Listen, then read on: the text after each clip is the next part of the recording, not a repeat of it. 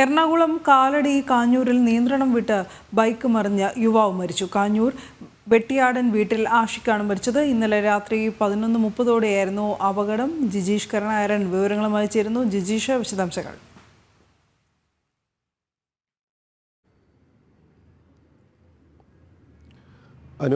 തലയ്ക്കേറ്റ ഗുരുതരമായ പരിക്കാണ് മരണകാരണമായത്. ഈ ബൈക്കിൽ 3 പേരുണ്ടായിരുന്നു. രാത്രി 11:30ഓടെയാണ് ഇവർ ഈ കാലടി ഭാഗത്ത് നിന്ന് ആലുവ ഭാഗത്തേക്ക് പോവുകയായിരുന്നു. ഇതിനിടയിൽ വണ്ടി ഇരുചക്രവാഹനം നിയന്ത്രണം വിട്ട് മരത്തിലിടിച്ചതിന് ശേഷം തൊട്ടടുത്ത കലിങ്കിലേക്ക് മറിയുകയായിരുന്നു. ഈ കരിങ്കലിൽ തലയിടിച്ചാണ് ആഷിഖിന് ഗുരുതരമായി പരിക്കേൽക്കുകയും പിന്നീട് അത് മരണത്തിന് കാരണമാവുകയും ചെയ്തത്. ഈ ഒരു അപകടത്തിൽ പരിക്കേറ്റ 2 സുഹൃത്തുക്കളും ഗുരുതരമായി ചികിത്സയിൽ തന്നെയാണുള്ളത്. അതിൽ ഒരാളുടെ നില കൂടുതൽ ഗുരുതരമാണ് എന്ന കാര്യം തന്നെയാണ് പോലീസ് വ്യക്തമാക്കുന്നത്.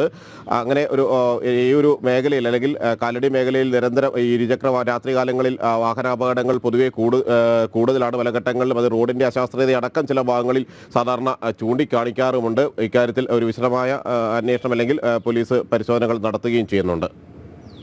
ശരി ജിജീഷ്.